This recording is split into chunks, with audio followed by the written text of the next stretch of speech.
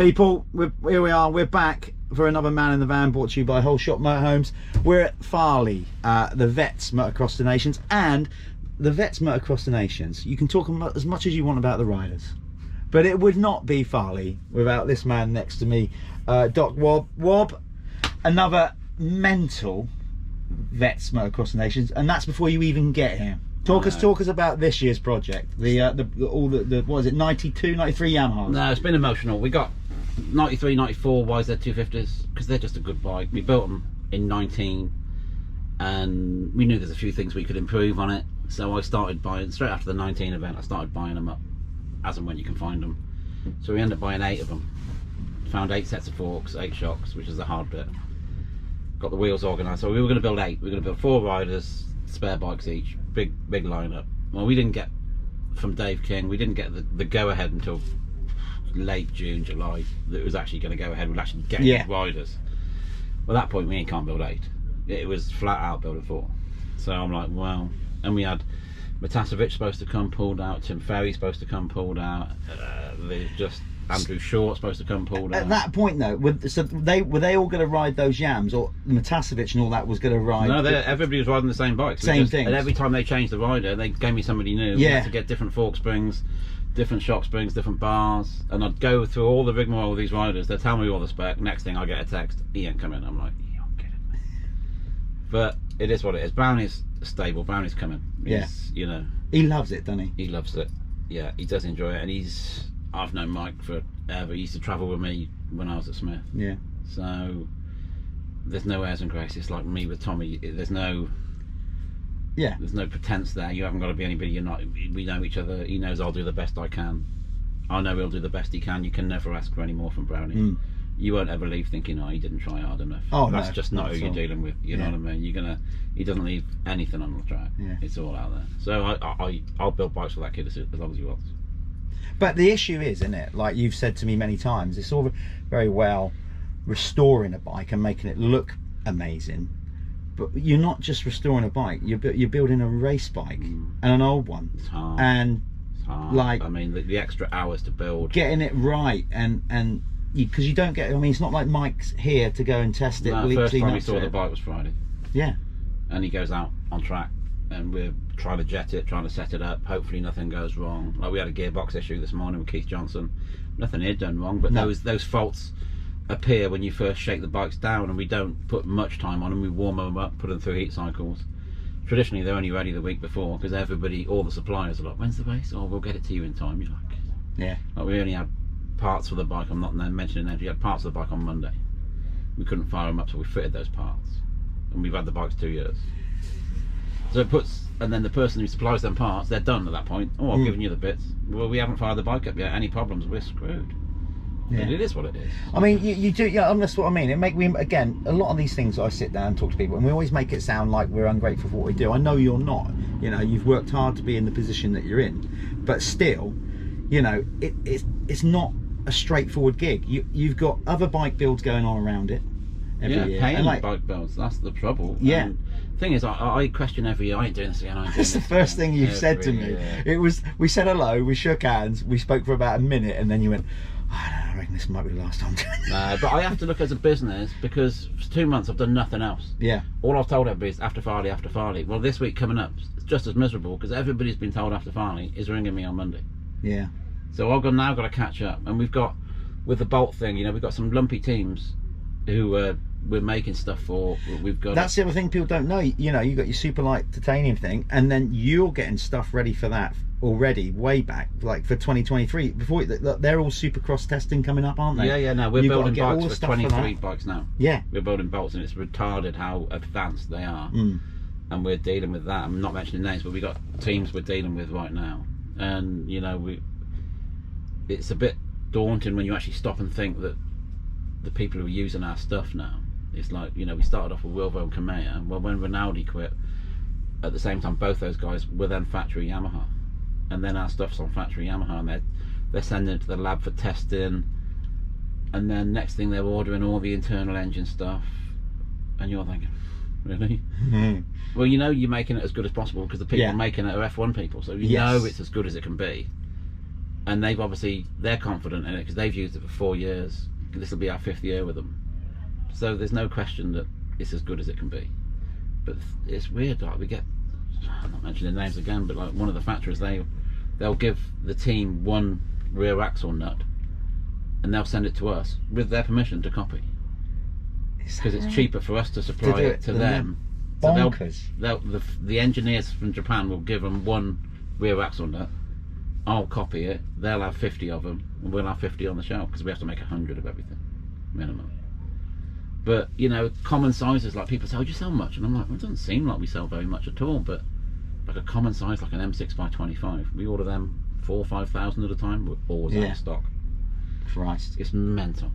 It is. Do you ever, seriously, because I know you've always been busy, you know, we've known each other for, I don't know, probably a couple of decades now or whatever, and you know, from the moto days and DBR before that, with this thing now and with having a family, do you ever think, oh, I've bitten off a bit more like Cheerio, I've got to start slowing down?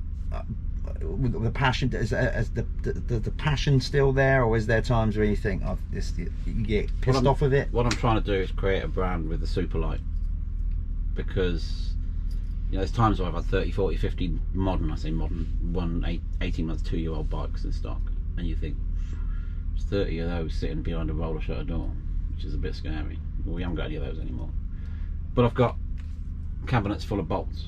Well, people tend not to ram raid you for bolts, do they?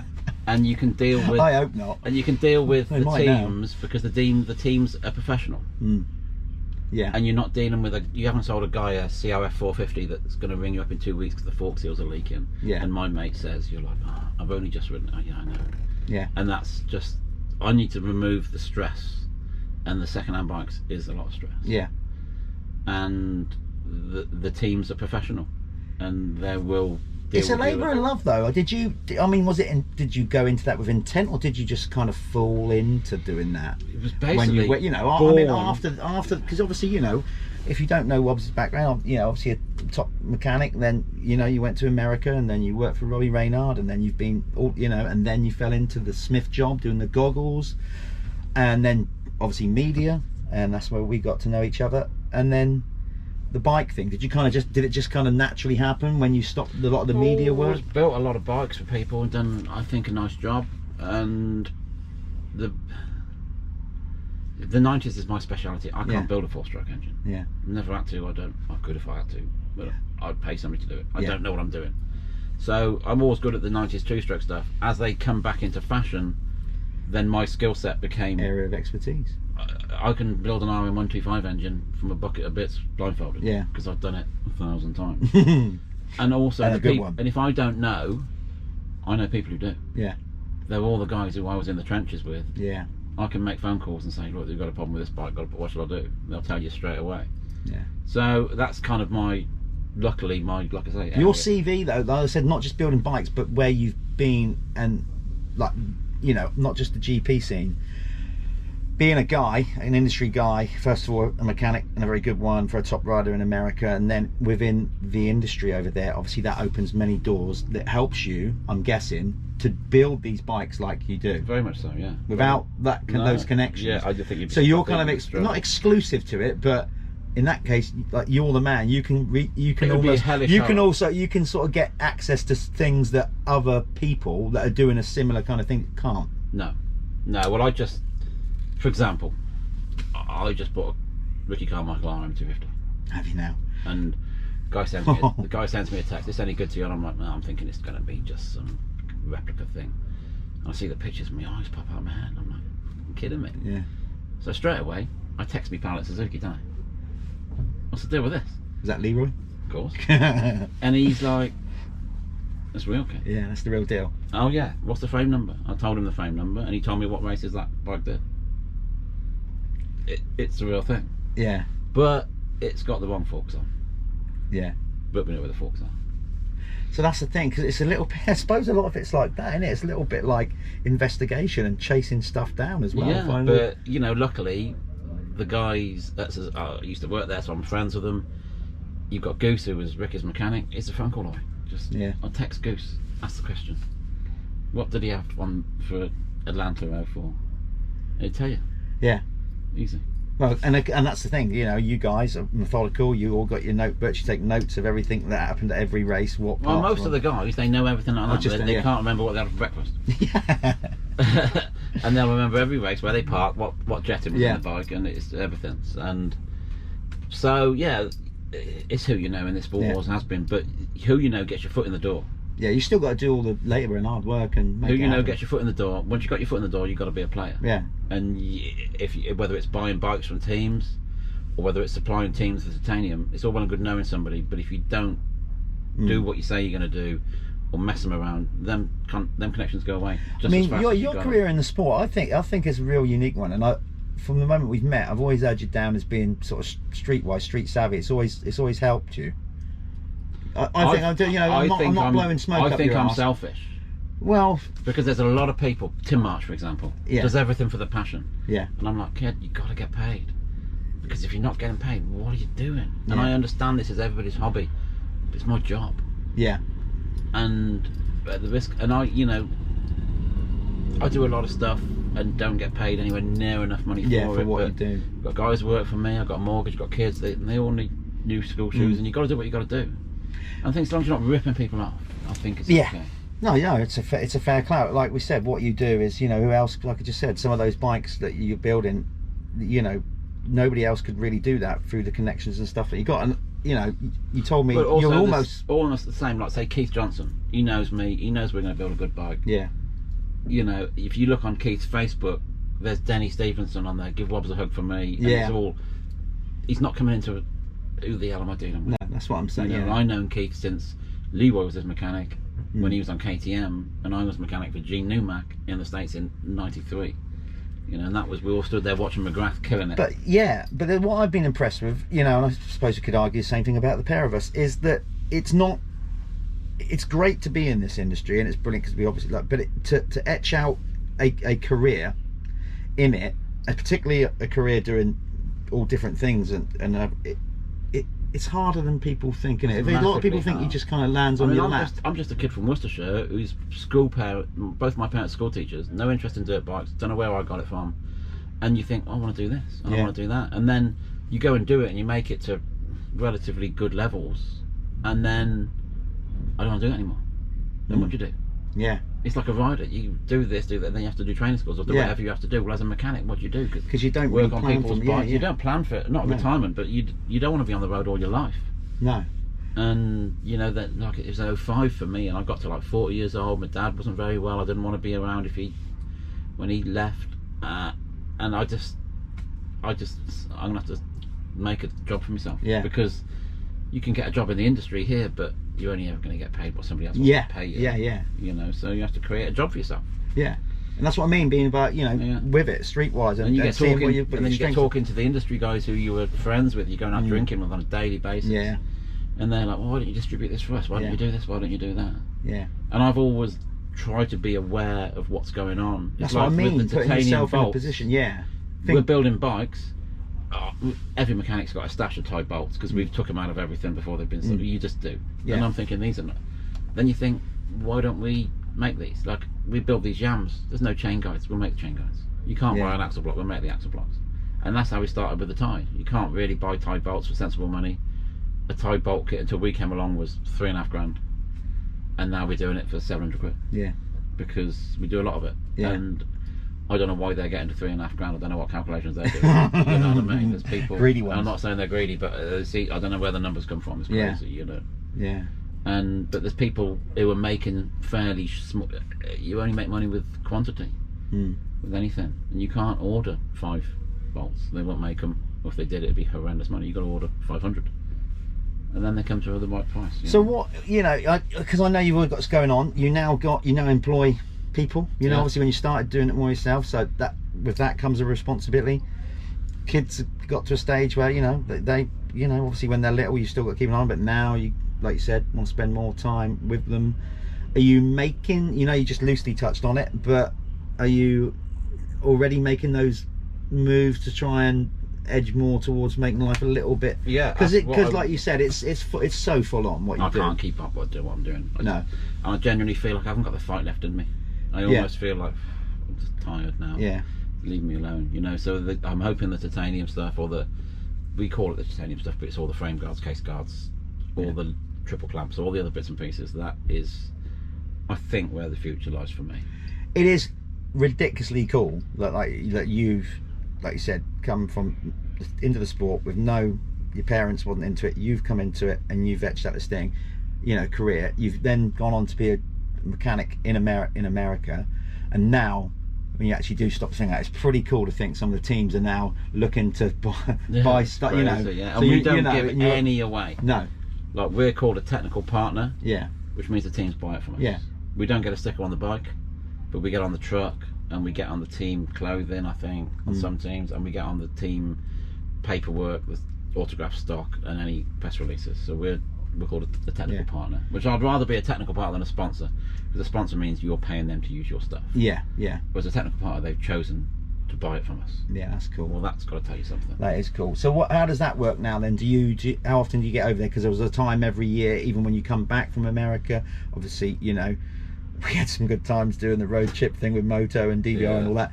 But then, so do you go there? Do you still go there every year for business and have to catch up? I was up until COVID hit. I was doing twice a year, and I've not lost touch, but I need to go. But with the COVID thing, I don't know if I want to go. The exchange rate dipped pretty bad. It wasn't financially viable to go there and buy anything. And you know, I eked out a living buying clearance stuff from a lot of these people. Pro Circuit stuff. I used to go and clear Pro Circuit, and that's all that stuff's gone. Yeah. And so that stuff just isn't there anymore. So storage wars, weren't it? Like my God, we got some stuff, you know, and like you'd be getting a 40-foot container and concerned it wasn't all going to fit in there. And it was packed to the roof. Oh, man. You know, we had a lot of gear, but it was fun. But again, that's exhausting, you know, and I just haven't got it in me. But that's very much who you know. Very much, It's very much who you know, but you've also got to step up, because you could be spending $250,000 in one hit, one sitting. And yeah, then and you've if got that boat sinks, I'm done. Oh my God. I'll lose my house. You know, and people saying, what's right for you? Well, to start it off, I remortgaged my house. Yeah. When I come back, I remortgaged to buy the Rockstar Suzukis from Buddy Antonez. Yeah. Well, I'm still paying the mortgage on that. It's not. There's no silver spoon, kid. There's no luck, and I consider myself very fortunate to do what I do and where I got. But it's also a lot of risk and a lot of hard work. And he's never been shy of sticking the work in. And not everything's worked out. No. There's been a lot of stuff that didn't work, and that's just the way it is. Well, I suppose that is life. It's like with these Farley bikes, you know, I genuinely stand there and I wonder, do I need to do this? Business-wise, we got 4 years' work. Yeah. I've got 35 bikes. Now they take about 5 weeks a piece. That's 4 years' work. Half of that can get pushed back, but half of that needs doing like now. So what am I advertising? Yeah. If I can't get to somebody, people asking me to restore their bike, I'm like, you ain't got time. I can't tell you the price, because in 4 years' time it's going to change. Who wants to wait 4 years for a start on it? It's not going to work. So why am I here? Mental. That is the waiting. What am I advertising? What am I advertising? Why am I here?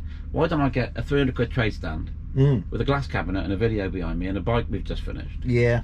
And just stand there with a beer in my hand and talk to people all day. I think that's probably better for me, but you can't help the beast in you wants to go racing. Well, no, because you've said that, I think, the last 3 times we've met up here. Yeah. And you're doing it again this year. Same as you speak to some customers and all they do is practice, and I'm like, you need to race. Yeah. Because racing gives you that adrenaline. And I get the same adrenaline watching people ride my bikes. And I worry. I think it's unbelievable. Well, it's not unbelievable, because you've earned it and you've made it. The reputation, you know, the very fact that there's people buying, they're buying bikes off you off of spec. That's like buying a house off plans. No, we sell bikes. That's what I mean. We haven't even built them, let alone seen them. Yeah. You're actually sold a bike that doesn't exist. Yeah, I mean, we sold 2 of these bikes that are here in 2019. People saying, what are you building next year? And I'm like, well, yams again, probably white ones. And they paid me there and then, which is great then, but now it feels like I'm giving them away. Yeah. Because I've had the money. Yeah. But I suppose we bought and sold stuff with that money, so I suppose that's all right.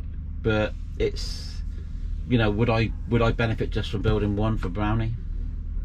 Does it really matter? You know, still being involved? I don't know. I can't see you. Wrong time to ask me. I can't see you sort of not ever building a bike. I could see you like you said, slowing down and being more selective of when you do them, how you do them, because clearly the Superlite thing has got yeah, I mean that's going great. If you've got Supercross teams wanting to buy the stuff off you, well, outdoor teams and GP teams. Yeah, no, and there's so much more we can do with that. Like we haven't looked into bicycle stuff, we haven't looked into marine stuff. Yeah, there's BMX. There's a lot. Yeah, and again, in certain areas, you've even got connections into BMX. Plenty of connections. You know, marine. You know, I know the Kawasaki jet ski guys in the States. I know plenty of people. Yeah. So you think, do we go down them roads, or I'm a great believer in stick at what you know, and we haven't done enough in the motocross industry before I start. I've got road race teams chasing me down for stuff, but I don't know enough. That as well. Yeah. And there's a massive market. Yeah. And I want to get into manufacturers, you know, like we're already talking about Triumph supplying those. We've got CCM chasing me to supply production bike stuff. So so you've got plenty of choice. The thing is with the tie, it's a big investment as well. It's a big investment all the time. But it's fun, and I enjoy design. But you know, you've built up the portfolio. You know, obviously, I still have. You know, we've been busy. I still haven't got up to your place yet, but you know, you've built your own premises there. That came from me spending a lot of time in Belgium and going to people's houses. Like I went to Kimi Raikkonen's place. It's like a bungalow with this massive workshop at the back. You're like, you'd never get planning for that in England. Yeah. Well, that's what we got at home now. Yeah. So I bought a house with planning permission, commercial planning, and we built on it. So we've got all. See, that alone saves. I mean, what I mean is to just be you're no travelling in and out of work, no stress about that. We've got 3 big units. We don't pay any rates. We've got small business relief, no rent, no rates. Everything we earn's our own. The phone doesn't ring. Yeah. But that's not by accident. No. And I don't want to apologise for it, but it's like it didn't happen by accident. No, and you've got down there today. You've got a good little family business thing going there. I love it. Wife Claire's on it. She's just actually, by the way, she's just we just left Claire trying to calm Billy Mack down. She is like everybody's she was mothering Billy at the minute. The thing is, you'll know about that once you're watching this. She hit the nail on the head. In fairness to her, and I said to her, "We only do this. If it wasn't for the kids enjoying it, and I've got 2 girls, and they don't care about Matterley, they don't care about motocross, they don't follow it, they don't even know who's who. They don't, and I'm okay with that. I don't care. But Farley, they'd rather come here than Disney. They absolutely love it. And I'm like, why do you want a bunch of old men rattling around on old motorbikes? Why do you? But they're here with their friends. Yeah. And the lads who work for me have got kids, and they're all together. They're on the mule riding around. They get to stay up late in the beer tent. And Claire said to me, my wife, she said, you know what it is, love? She said they're proud of the dad.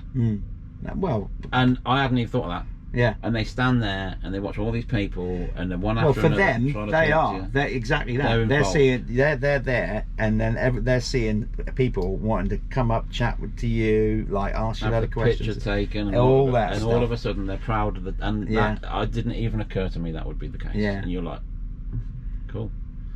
And well, there's a lot to be proud of, Wob. So, like I said, you know, we've known one another quite a long time, and mate, you've achieved is you know, we've all got targets when we go into the sport. Some of us make it, you know, like become riders and do that. But regards of an industry guy, let's be honest, the CV's pretty bloody impressive, mate. Yeah, it is good. But I think a great measure of a person is how long you've had connections and friends for. And I mean, like, I was just over there, Sean Hamblin's giving it, how long have we known each other? I'm like, I don't know, 20 years. Keith Johnson, nearly 30 years. Yeah. Yourself, 20 years. Yeah. And you don't, you know, you don't. I think it's a measure of somebody, how long you know somebody, and how long you keep these connections for. Totally. And it's in this industry, it is who you know, but you've got to step up. You've got to be able to provide a service or a product, or you know, it can't all be one way. No, it can't all be one way because people get bored of that. Yeah, if you want to be that guy, exactly that. And I've always said, you know, I've said this, you've said it as well. I'm sure at some point, you know, when people come, you know, it must be great, you got like a dream job. Well, it's but hold on, we got a dream job, but that last word, what you said, it's a job, you know. And I mean, you still love it, don't get me wrong, but there's always stuff to do in there and push, you know, push on. And you have to just think that as long as you keep making the best stuff you can possibly make, it's like the T-bars we make. You think, I have to make 100 sets. I absolutely panic, thinking I'm never going to sell these. Well, half of them went to pro circuit within like 3 weeks of making them. And Ollie over in California, they're in all the factory teams. I went to Matterley, I've walked 10 foot. I've got the factory Kawasaki guys asking me for them. I've gone another 15 foot. And I've got Roger Shenton at HRC giving it. We need to buy 4 sets. And they're all buying them. They love it. Yeah. And you're just like, there's somebody else. And that's what bothers me. There is other people who are 10 foot behind you, seeing what you're doing, undercutting you.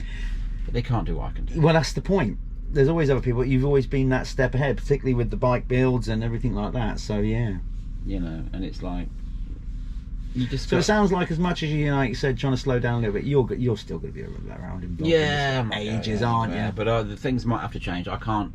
The setup that we brought down here is a big investment for us. It's a big thing. I don't know if it's, you know, back in the day as a business, you used to advertise in DBR, advertising Trials Motocross. You didn't know if that worked either. And I don't know if this is working. I know it creates, but we can get good money for bikes because people know, I think, that they're the right thing. They're as good as they can be. You know, if Mike Brown don't break it, it's going to be all right for most people. You know, because Brownie don't shut off. He doesn't. He doesn't. You know, and he was ripping again today, wasn't he? He was, but the thing's bogging out the gate, so we've got to try and figure why it's doing that. Because the bike's running fine, but out the gate, the first time we thought, he screwed it up. Second time, you're like, you don't make mistakes twice, Brownie. Yeah.